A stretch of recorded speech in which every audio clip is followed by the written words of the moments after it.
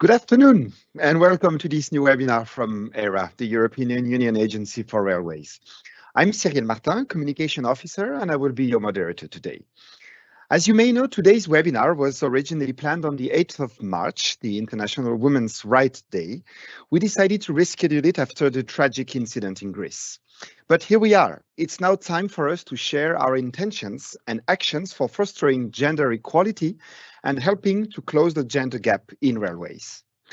So after an introduction by Josef Doppelbauer, the Executive Director of ERA, we will have the pleasure to listen to Nathalie Namavar, Project Officer at ERA, who will explain the importance of gender balance, diversity and inclusion in our organization and more generally in the transport sector. Nathalie will then give a summary of the participatory gender audits that we carried out internally. Then Oana Gerginescu, the head of the Corporate Assurance and Performance Unit at ERA, will present ERA's action plan related to women in transport, gender balance and inclusion. After that, we will show you a short video clip showing the signatures by ERA management's team of the charter and procedure developed by EUAN, the European Agencies Network, Diversity and Inclusion Work Group. And last but not least, we will then have the pleasure to welcome a panel discussion chaired by Clio Liégeois, the head of the department in charge of railway regulation at the Belgian Ministry of Mobility and Transport, being with us today as the chair of the management board of ERA. And with the following participants: Anna Gigantino, the head of monitoring, analysis, research and stakeholders unit at ERA; Oana Gerginescu, the head of the corporate assurance and performance units; Paloma Iribas Forcat, Deputy Director General for International Relations in the Spanish Ministry of Transport and Infrastructure, and being with us as the Spanish representative in ERA's management board. And then Alice Concilio, researcher of transportation engineering in the Department of Mechanical Energy Management and Transportation Engineering of the University of Genoa in Italy. Alice is also a member of the Staffer Project Coordination Team. We'll say more about Staffer then. Thanks to all of you for being with us today. Before I give the floor to Josef Doppelbauer, I'd like to remind you that, as usual, you are most welcome to ask questions to our speakers using the chat function, which you will find at the top right-hand corner of your screen. You can also tag questions from other attendees, which you judge valuable, by clicking the thumb icon. We will do our best to reply to the greatest number of questions at the end of this webinar. A last word to say that, as usual, this event is being recorded and will be available on our YouTube channel and our website in the coming hours. Without further ado, I now give the floor to the Executive Director of ERA, Josef Doppelbauer. Please, Josef, the floor is yours. Many thanks, Cyril, and good afternoon, everyone. In ERA, we foster an organizational culture in which staff can grow and work together as a team on the basis of our core principles.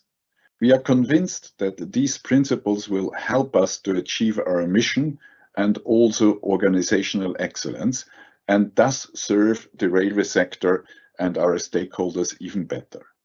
These core principles are guiding our behaviors and the way we do things at ERA.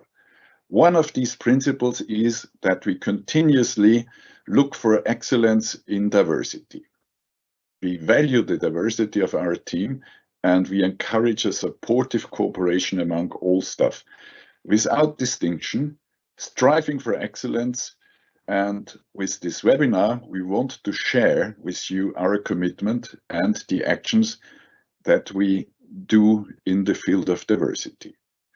Being a European Union agency, the principles of non-discrimination, equality and diversity are part of our identity. Equality and diversity are among the core values of the European Union and are even formalized in the European legal and policy framework. These principles are set out in the EU Charter of Fundamental Rights in the Article 21, which prohibits general discrimination, and in dedicated articles in the treaty establishing the European Communities, the staff regulations, and are also covered in secondary legislation.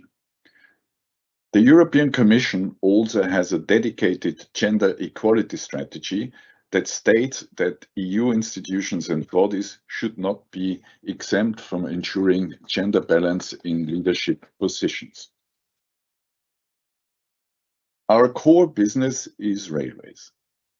Each day we are working actively to moving Europe towards a safe and sustainable railway system without frontiers. We do this for all, but also with all. Today, unfortunately, only an estimated 22% of staff working in the railways are women. ERA is luckily above this average when it comes to gender balance, but we recognize the need to improve still and to reflect the diversity of society within our organization. This is why we are actively engaging in the Women in Transport EU Platform for Change, which has the objective to strengthen women's employment and equal opportunities for women and men in the transport sector. As Cyril has mentioned, our webinar was originally planned for the International Women's Rights Day, and unfortunately we had to postpone the event, but this does not reduce our commitment, and we want to demonstrate today that our words are not hollow. Of course, we cannot change overnight the imbalance of the entire railway sector. All of us will have to make an active choice towards more diversity and inclusion. On the other hand, it is clear that ERA is ready to pull its weight and to join some of our stakeholders that are also making efforts to bring more diversity into railways. We have recently performed a gender audit, and we will present the results today.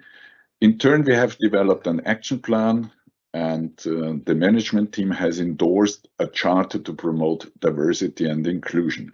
All these actions show our commitment in this field, and the webinar today will elaborate on several aspects.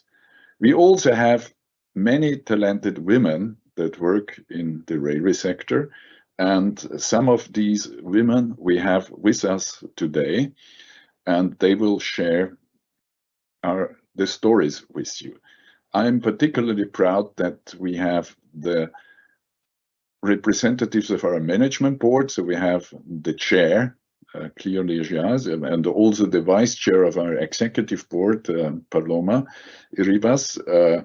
These show that we have already, at the highest level in the agency, a strong representation of women, but we also have 2 women from our management team, 2 heads of unit. We hope that their stories and their statements will convince other women who are watching us today. And we are sure that the railway sector has a lot to offer for everyone, but in particular also for women. With that, I hand back to Cyril, and I wish you a very interesting webinar on diversity. Nathalie, the floor is yours. Thank you, Mr. Doppelbauer, and thanks to all of you for joining this webinar on learning more on our actions to foster diversity and inclusion. But we thought to first maybe take a step back before we really go into our actions, and to try to further explain to you why this is important for us and why diversity matters. And we will start first by showing a bit the context in which we operate. So coming from research in the transport sector, it is shown, so overall transport sector, meaning also the other operational modes, it is shown that it is quite a gendered workspace, predominantly with male workers. And also it is shown that the sector is dominated with masculine values and practices, which even makes it a bit more difficult for women to enter these fields.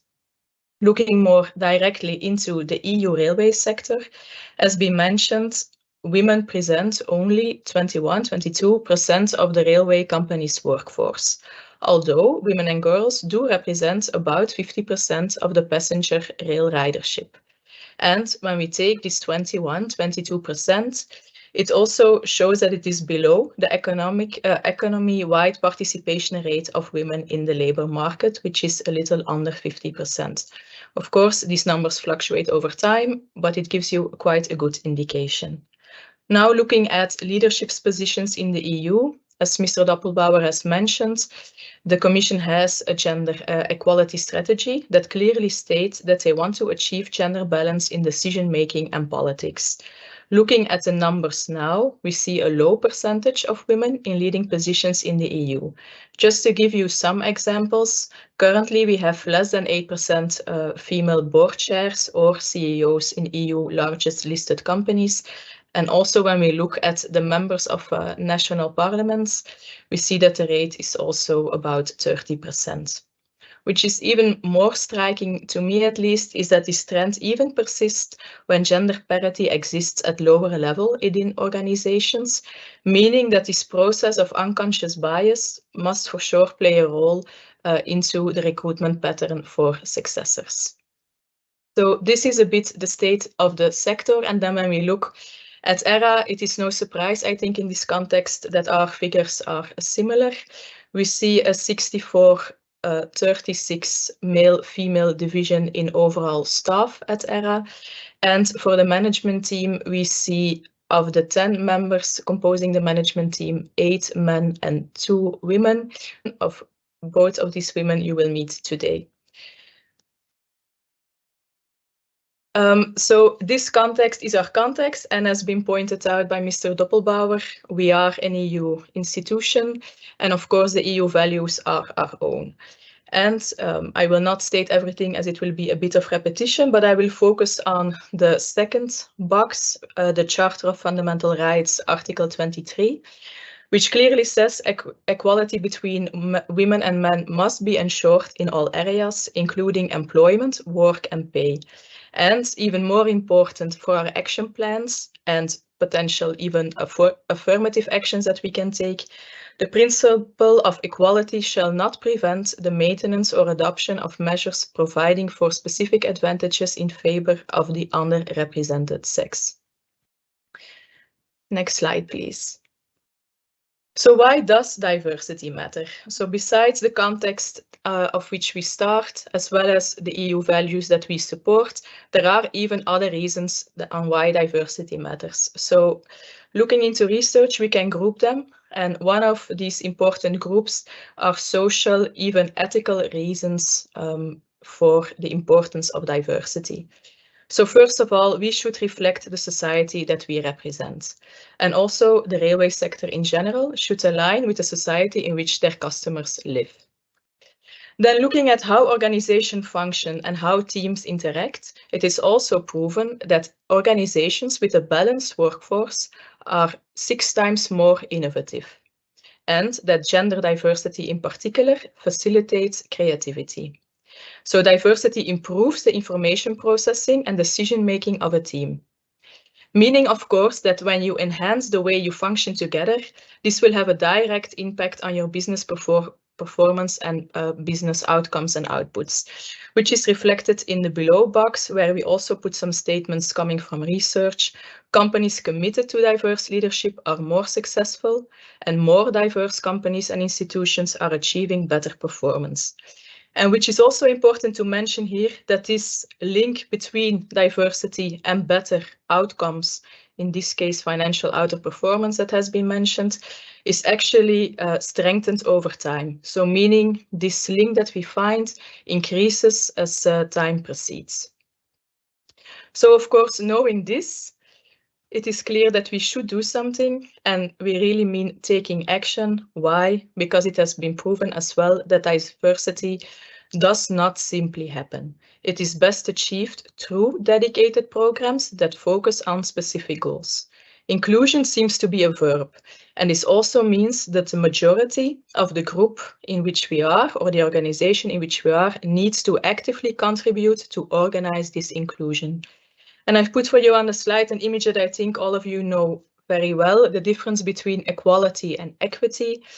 And to really come to true diversity and true inclusion, it is very important that we acknowledge this difference, which also means acknowledging that there are existing systemic differences and that fairness or being treated exactly the same at sometimes, unfortunately, even slows down progress. Next slide, please. So this means that we take concrete action, and the starting point for these actions actually was performing a participatory gender audit, on which I will say a few words in the coming slide. But first, it was important to show that the actions that we take, it's not a standalone project plan somewhere in the corner. We really try to incorporate it in all the activities that we do to create synergies. So to be not only efficient, but foremost very effective. And one of the actions that we have taken just recently is redraft our HR strategy, aligned with the one of the Commission, but then adapted to our own specific needs being an agency, which clearly, as you can see, already includes the need to attract a very diverse work field, but also focus on maintaining it. For example, in the communication strategy, we pay attention to avoid stereotypes and to make sure that the images that we disseminate are gender balanced. We also have an internal project which is called Better Together to transform our organizational culture. And I think Mr. Doppelbauer said it very well, that being diverse and respecting each other in our differences is one of our core principles to which we try to guide our behavior and patterns. We also, in the scope of this project, develop mentoring and a career perspective for the staff. ERA Academy focus on knowledge and capacity building in these fields, as well as ensures that representation of ERA during events and webinars is gender balanced. And then last but not least, we also participate to the Women in Transport project, to which our speed networking event to foster women in transport. We are very proud that it got an acknowledgement from the EU agency network in the form of a certificate of excellence.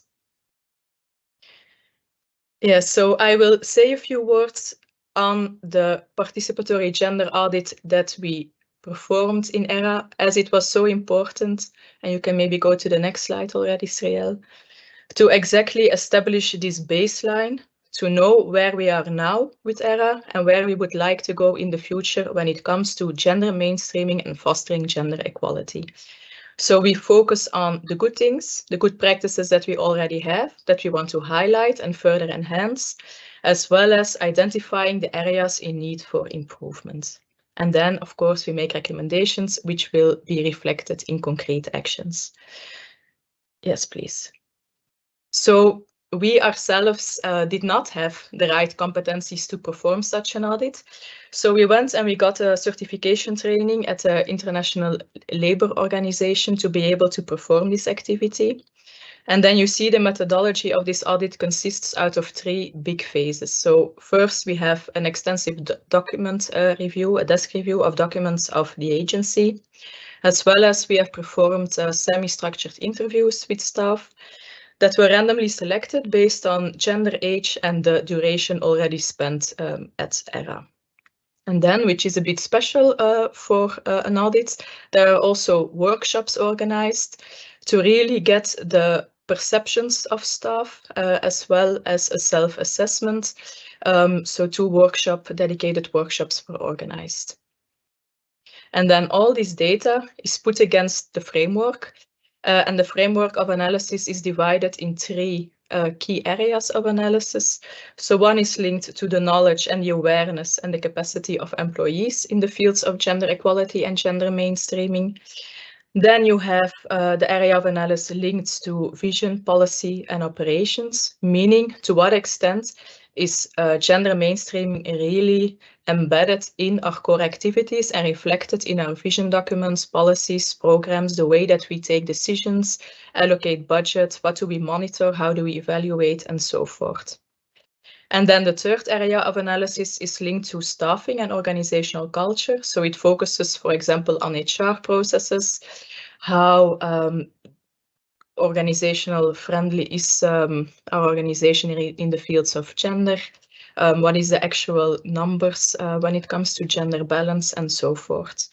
And looking at this framework, it links a bit back to the slide with the synergy. So you see that the assessment fields are quite wide, meaning that really gender mainstreaming should be reflected in the whole organization and not stand alone somewhere in a corner of the organization.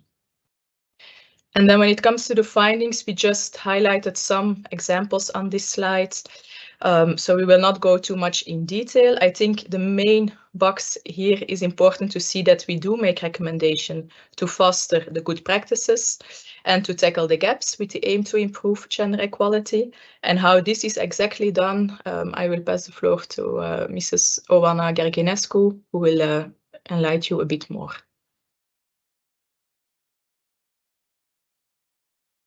Thank you very much, Natalie, and good afternoon, everyone. So if I were to paraphrase what Natalie was saying, that diversity and gender balance do not just happen. Obviously, there is an expectation for a change. And you might wonder, is ERA ready for that change? Are we on board or not? So my presentation will be an introduction to you to show the readiness of the agency to have this important topic of discussion, not only on the table, but also in an action plan. And the first element, which in our opinion is crucial for fostering the change, is the awareness. So you see there a list of elements which make it clear that the topic of diversity and gender diversity are not taboo topics. They are on the table and they are among the list of points which are considered important at the agency. And that's really the starting point for any change to actually take place. If I were to give some examples on what we have been doing until now, as Natalie already mentioned, there have been internal workshops on diversity and gender mainstreaming, which have involved both managerial and non-managerial staff. We have had the participatory gender audit, which was based on a quite substantiated methodology, as it was described before. And the results of that audit, with the positives and the negatives, were transparently presented and discussed not only internally at the agency, but also with our management board. As we think data is important, we have created a set of indicators amongst the ones that we use for our management dashboard to particularly focus on gender representation. So that's a stable set of indicators that we publish and that we share with our governing body. And not only do we do that, but we also look at the trend of those. And what I find important about those indicators is that we look at the overall split by gender, but not only. We also show the breakdown of the gender split by type of post, because sometimes the gender imbalance can hide at the second or third layer of data, not just at the level of the aggregated one. In particular, I can be more specific on this. If we look at the breakdown for the types of jobs related to administrative or secretarial jobs, that's where statistics might look more encouraging. But of course, that's a level of attention that should be drawn in our attempts. Training sessions are important. Of course, literature is quite biased about that. Sometimes we see that they are considered effective. Sometimes we see doubts around that. But we chose to actually invest in training sessions because we think as part of the awareness raising, this is an important element.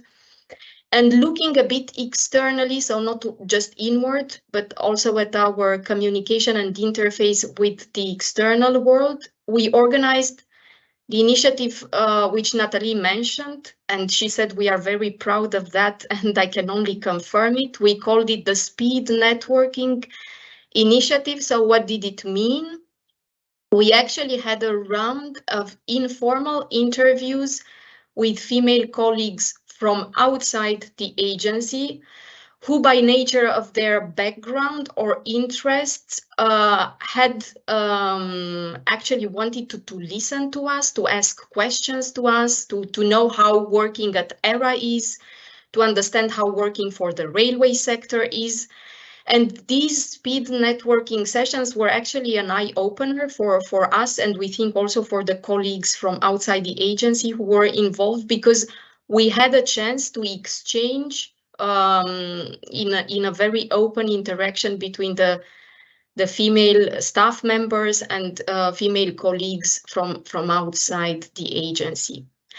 So that's a bit the awareness element, and I can maybe move on then to a part which is under our active control, because of course, as I said about the speed networking initiative, that's an area where we cannot intervene and interfere too much apart from communicating what happens, for example, in academia, or for the choice on university studies for the girls. That's something where the agency can maybe have a lower lever apart from the communication element. But there are things which happen at the level of our own processes where in fact we do have some levers, and we have explored and exploited those as much as possible, and that's related to the hiring and the career path. So what we did there was to look together with our HR colleagues at opportunities to actually further perform training on very nuanced elements in the selection process, which are linked to the diversity and inclusion, and that's related even to the way in which the job adverts are written, but then of course also to the rest of the selection procedures. And there is a lot of good practices, not only literature and studies, but also a lot of good practices in that respect. That links a bit to the second element on the slide, which are the tools to detect gender biases in documents used by the agency. And in fact, we have understood that there are dedicated tools which work very well and which help identifying potential biases in the language which is used, for example, in the vacancy notices. We have started already, and we are looking to reassess the procedure on the use of the reserve lists of successful candidates for our calls, and the possibility to actually apply diversity-related criteria when selecting the already successfully declared candidates, laureates on those lists. And diversity there is, of course, not only limited to gender-related diversity. And of course, we need to do that while respecting the staff regulations and all the legal requirements. It's important to mention that we work in a quite heavily regulated environment. So we need to always keep the right balance between the vision and the objectives, and then the existing legal framework. And last but not least, we are in the course of implementing what we call a mentorship program. This is widely applied for some time now across the sectors. And we consider it important to have this at the agency as well. And this links, of course, to the career path development. So actually encouraging women to evolve maybe from lower grades, lower level of responsibility positions to more senior leadership related positions. And we can move to the last slide of my presentation, which is related to the context. So what we call the workplace organizational culture. What we intend here is to have the culture sensitive to diversity. So diversity is not a nice to have, but it has to be part of the organizational culture. We want to have a list of what we call acceptable or conversely non-acceptable behaviors, which are clearly identified and acknowledged by all of us, male and female colleagues. The proper conditions for the work-life balance are an important element in the mix, and definitely, as it is valid for the whole range of EU institutions, this is something which is enshrined in our procedures related to the work arrangements, and we consider that fostering that further is an important element of the change. Inclusive language and images, it's something important and we pay attention to that. In fact, we have scrutinized all our reports and documents and we want to make sure both the language and the visuals are gender neutral.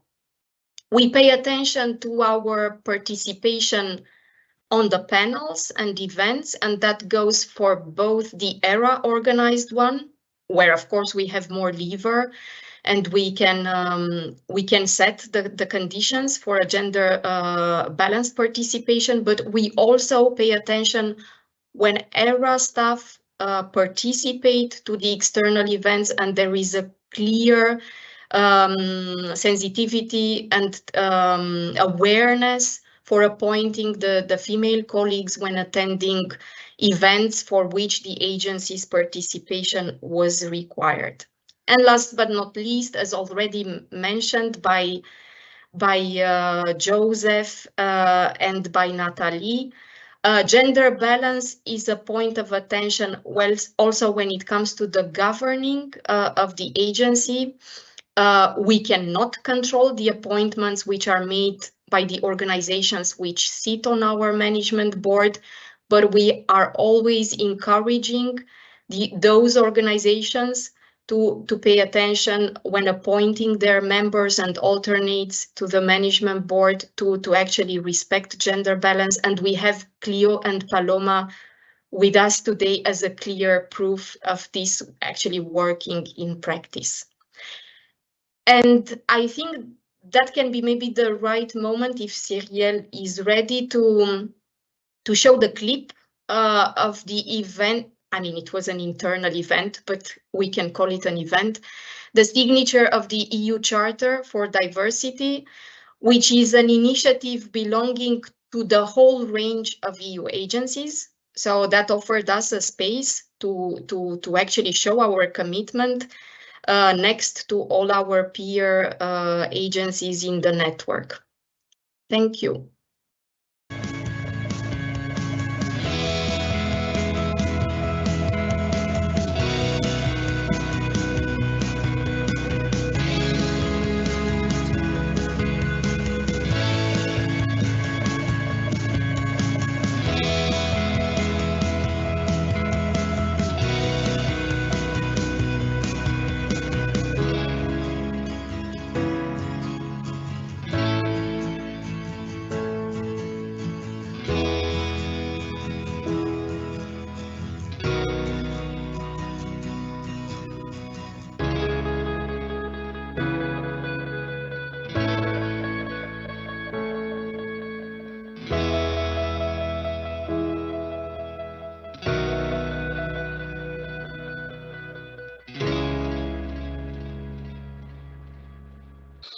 Many thanks, Oana. Many thanks, Nathalie. It's now time to open the floor to the panel discussion. It's my greatest pleasure to welcome the chair of this panel, so the head of the department in charge of railway regulation at the Belgian Ministry of Mobility and Transport, being with us today as the chair of the management board of ERA, Clio Liégeois. Please, Clio, the floor is yours. Welcome. Many thanks, Cyrielle, for your introduction, and thank you again for inviting me to take part, an active part in this webinar today. I'm very, very happy and honored to be part of this. So hello, everybody, again, and good afternoon. We will have an active panel discussion, I hope. And to start it a bit, I would like to hear a bit more about the individual experience and the career path that the women we have today with us in the panel have had, and what their experience was with taking a leadership role in the railway sector. And so to start with, I would like to give the floor to Anna Di Gantino, who sits in the management team of the agency. university, and I think you have a background of engineer, in fact, in the beginning. So please, you have the floor if you want to share with us some of your career path to get where you are.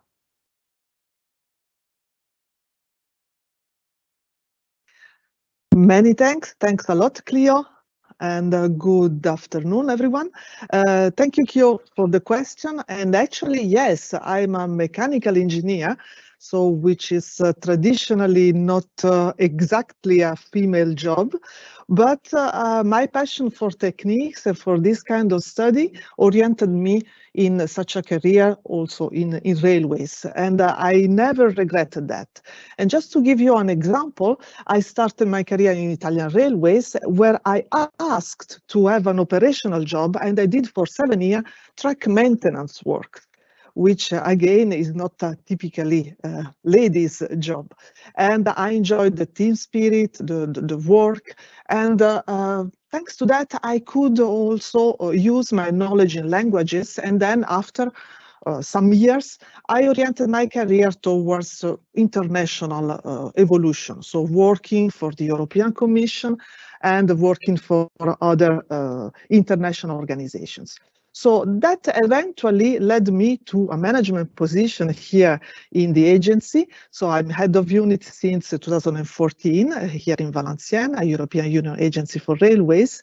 And I could use not only all my knowledge acquired in academic studies, acquired with my operational experience on the grounds, but also human experience in international settings.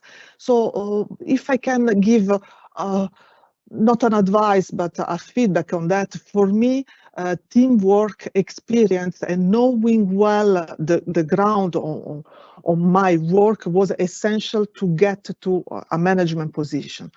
Being in a management position now, also, so since almost 10 years now, evolved. And then I moved from more technical works as a manager also in a different unit in the agency. So the evolution is continuing and certainly will not finish here. Thank you, Cleo.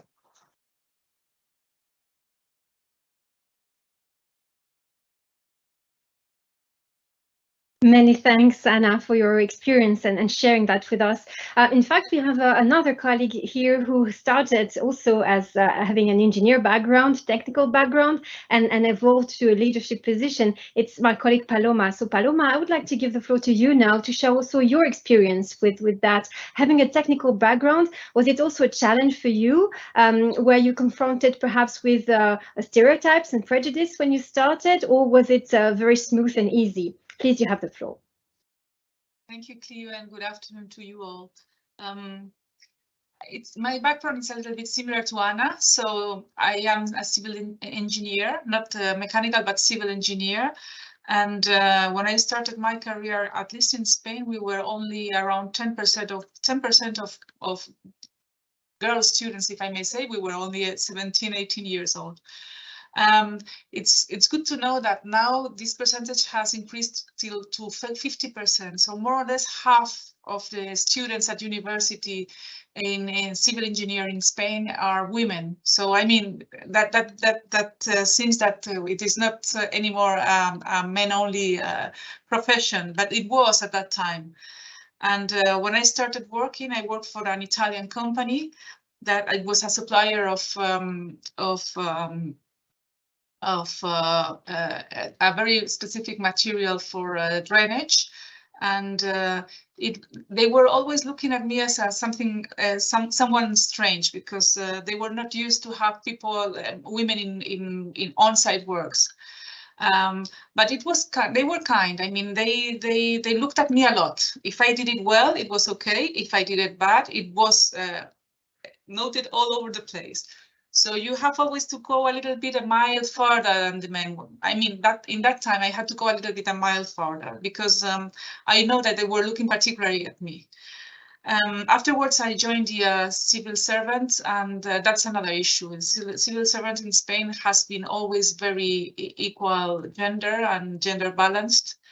I got married by then and I had 3 children. I had not a single problem to have my children, to raise my children and continue promoting. And I am very grateful to the civil servant for that, to the civil service, because probably at an enterprise, I wouldn't have done so much. They would have tried to at least to make me go slower in my promotions because of the maybe I couldn't dedicate so much time to my work.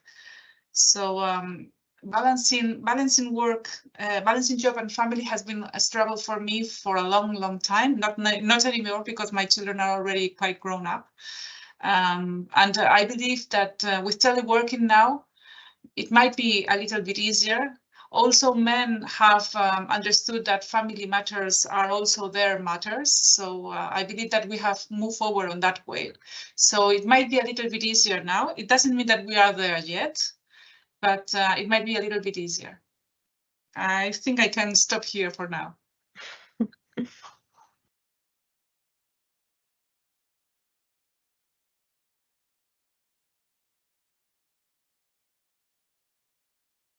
Many thanks for sharing, Paloma. I think it's very interesting also what you say about the difference between the private and the public sector. I think it would be interesting also to hear an experience of what it's about work-life balance also and getting promotions in the European public sector. And that's why I would like to give the floor also to Oana to recall her experience with that and how you came to have this leading position in the agency very recently, in fact.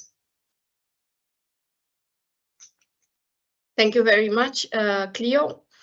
My career pattern or path is slightly different. I'm an economist, and I started my career in academia with a PhD in international economics and with the dream to follow an academic research career, which I did for a period of time.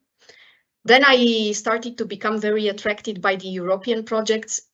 So my career shifted towards consultancy on EU policies and EU funding, which was a clear bridge to start looking for a job in an EU institution. And that's when the vacancy for a job of economic evaluation desk officer at the agency came in, and I applied and I got it. So I can almost say that it was Rail choosing me and not me necessarily choosing Rail, but I think for 10 years now, me and Rail have a very good communion, I would say, and I'm very happy to actually work for this very interesting and challenging sector.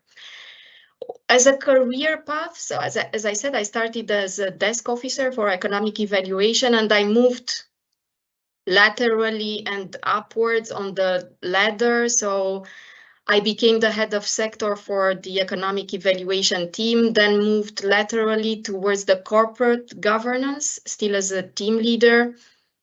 Then the opportunity came to follow to cover ad interim, a post of head of unit for 1 year for the finance and procurement unit. And after that, I applied for the vacancy of the head of unit for the corporate assurance and performance unit, which I took, and I occupied that proudly since mid last year. I think obviously when we look at the statistics, it was clear from the discussions before, is Rail a male-dominated environment? Yes, it is. In leadership positions, yes, it is. And the agency is no exception to that, because at the end, it's a regulatory body reflecting the situation, the overall situation in Rail. Although, as Joseph mentioned, our statistics look better than the overall sectors. But however, in my daily work, when I started, I was surrounded by male engineers. That was the reality of my work. And in order to do economic evaluation, you need to understand the technical content. So I learned, and I'm not ashamed to say that, and I learned from my male engineer colleagues. I'm probably exaggerating now, because there are a lot of very well-skilled and knowledgeable female engineers at the agency. And of course, I learned from those as well. Learning doesn't mean a unilateral direction, obviously, because I was very proud and I never stepped back from putting my own knowledge and expertise to the benefit of the teams in which I worked. And I can confirm that, of course, it's a process. It's not something that we can write in a procedure, work well together, listen to each other, make mutual benefit of the knowledge and experiences and expertise. But it happened as a process. It happened, and I think I have learned a lot, gained a lot, and I have put a lot for the benefit of the organization. Work-life balance. So when I took the job in 2013, I was pregnant towards the end of my pregnancy. So actually, I worked for 2 months and then I disappeared on maternity leave. And I have never at any stage perceived any biased reaction for the organization, either formal, informal, official, unofficial. So everything went smoothly, and the organization's context to accommodate that was perfect for me. I do share Paloma's challenge. Of course, that's always a challenge to mediate, to have this balance, if we can call it like that, between the work and the family. So with the second child coming in the meantime, the pressure got even higher, because that came actually towards my upward climbing on the leadership role. But I can only confirm that at the agency, this has been perfectly accommodated. Then, of course, it's always also a matter of personal priorities and how we can handle that from our own personal appetite and perspective. But from an organization's perspective, my testimonial is actually positive in relation to this.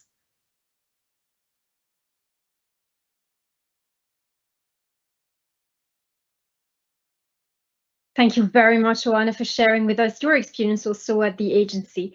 And last but not least, I would like to give the floor to Alice. So in fact, this is perhaps the occasion for us to hear more about the Staffer project, because this is where Alice comes from at this moment, and this is the capacity in which she wanted to intervene today. So Alice, please tell us a bit about you and about the Staffer project. You have the floor. Thank you, Theo. Thank you, and hello, everybody.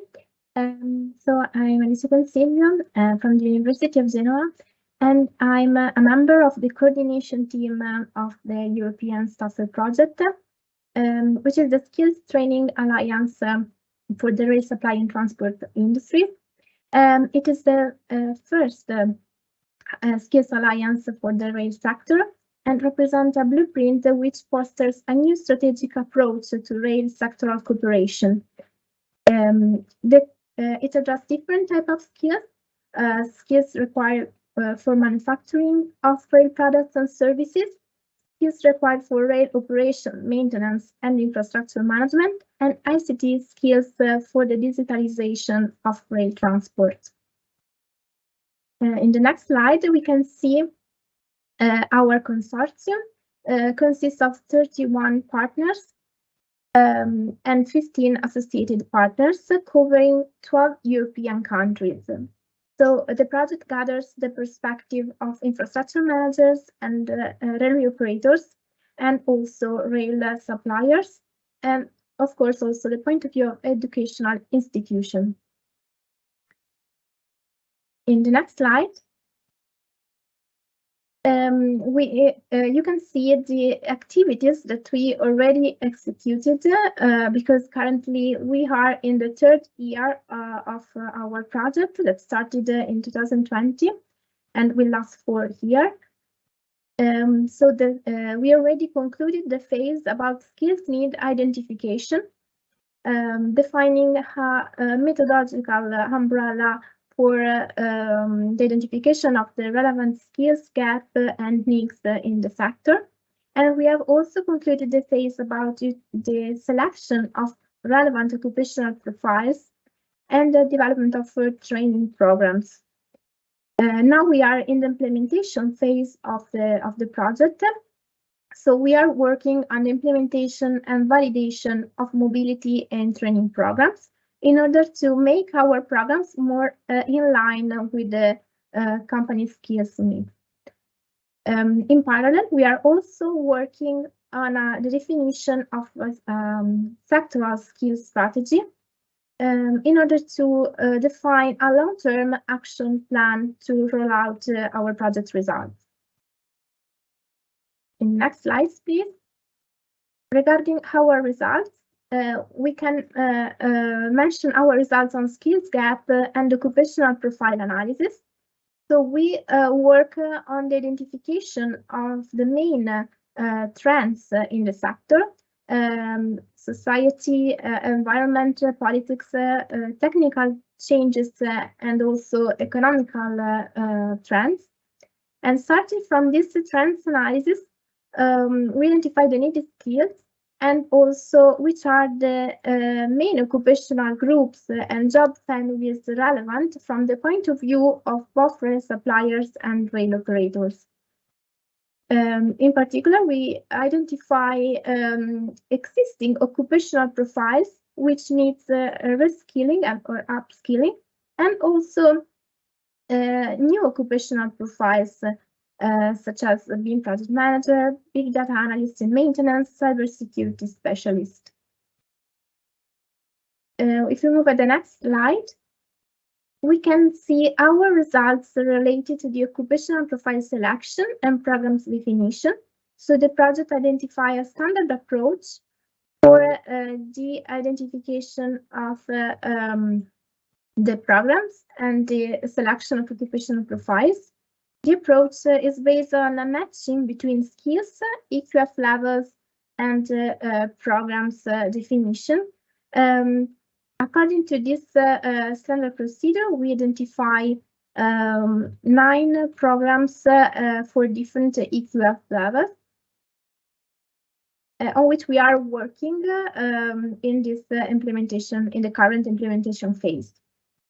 In the next slide, we can see instead the results on the programs validation. So we are working on the definition also of approach for the continuous monitoring and the validation of the programs from the point of view of the employability and career opportunities, of course, taking into account the skills gap that we identified in the previous phase of the project.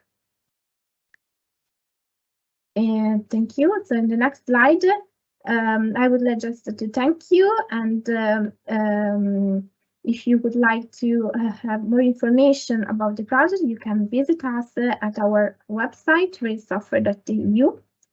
And so I would like just to say that the results, the current results that we achieved show that workplace diversity has really a central role in the in covering all the skills gap and skills mismatch that we identified. Thank you.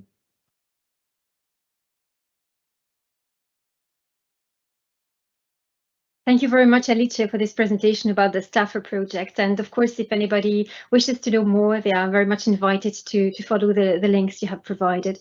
So regarding the next discussion I wanted to have in our panel, I was hoping to touch a bit about what we identified as causes for the imbalance in gender presence in the rail sector.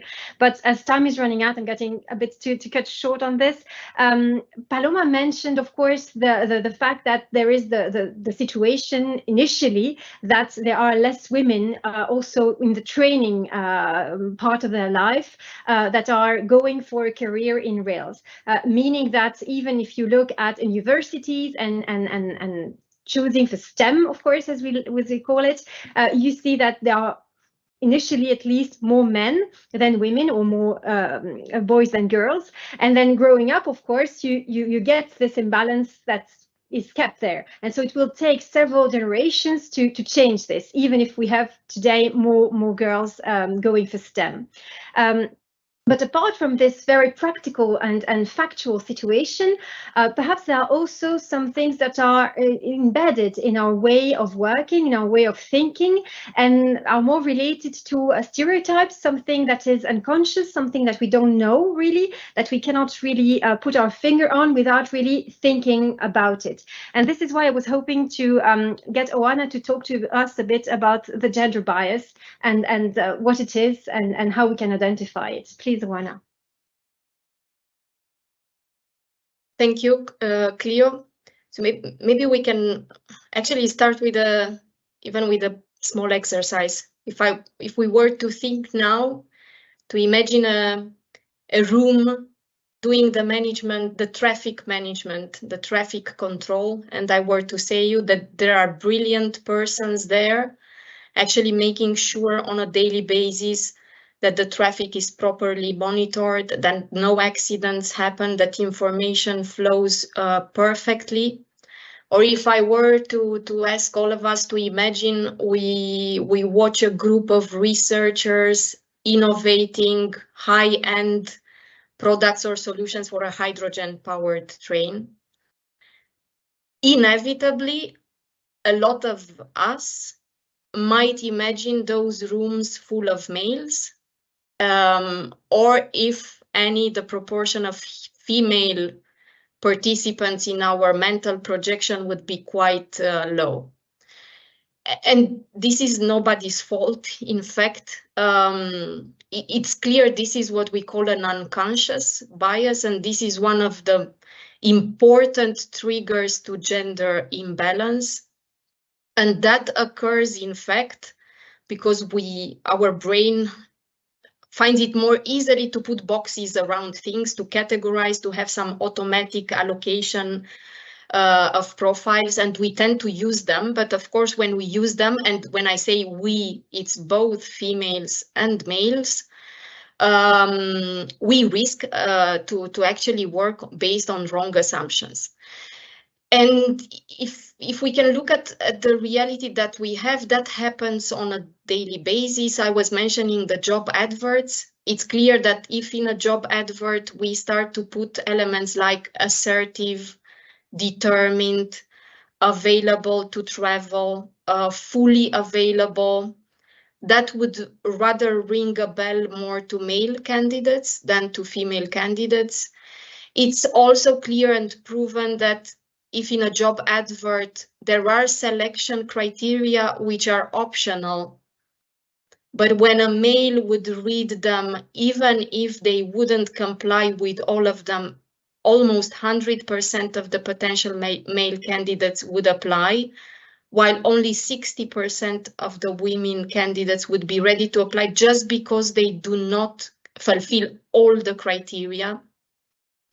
We have that in the meetings, and this is something that we do experience, the style in the meetings, the tone of the voice, the way in which we express our unhappiness, which depending on the gender can be assessed as either assertive or too bossy, depending on which of the groups we are on. It happens in evaluation of performance. And maybe I can come back on the fact that it happens irrespective of the gender, because unconscious bias happens also for women themselves. And there I was just mentioning the pregnancy and the maternity leaves. Women themselves can perceive an unconscious bias in such a situation because they can perceive societal questioning or challenging, stigma sometimes.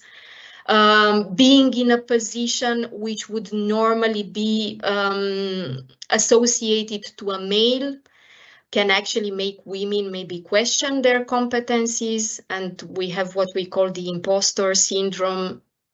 And all these, as I said, this is not about stereotyping. So this is something which is not under our control. And as part of our work on the gender diversity, we would like to actually tackle this as much as we can, because working on the biases, making all of us aware, being able to actually talk and to question ourselves males and females, whenever we think we are faced with this kind of bias, and then maybe going further and having some coaching workshops is for us something that can maybe eliminate part of the root causes for the lack of diversity or for the gender imbalance. And as Nathalie described, this is actually part of the scope of the actions that we want to take.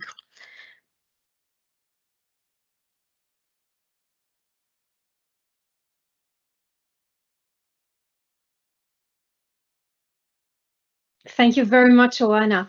I was hoping to get this panel to discuss many other things, also what actions we could undertake to have solutions, also what added value diverse teams bring, because Anna talked a bit about this based on her experience. I was hoping to get more information on this from all of you, but unfortunately time is already upon us for the end of this workshop, which I'm very frustrated about, because it has been such an interesting discussion. But I wish to thank you all for sharing your very interesting experience with us, and I do hope that we will have another opportunity to have an exchange on this and have interesting points and discussions on this subject. So thanks again, and back to you, Cyrielle.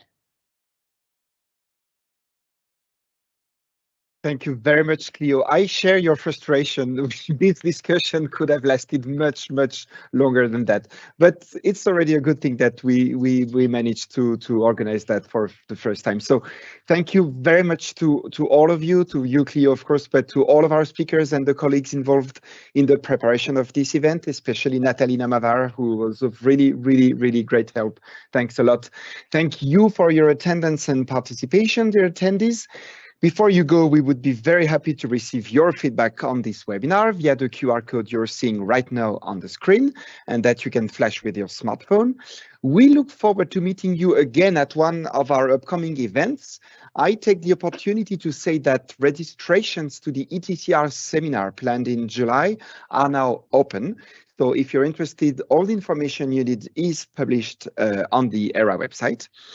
In the meantime, and in any case, if you would like to stay updated on our activities, you can always sign into our database by selecting the button Login on our website page. And you can at any time follow us on our very active social media accounts, Twitter and LinkedIn. Thank you very much for participating. I now wish you a very pleasant lunch and afternoon. Take care.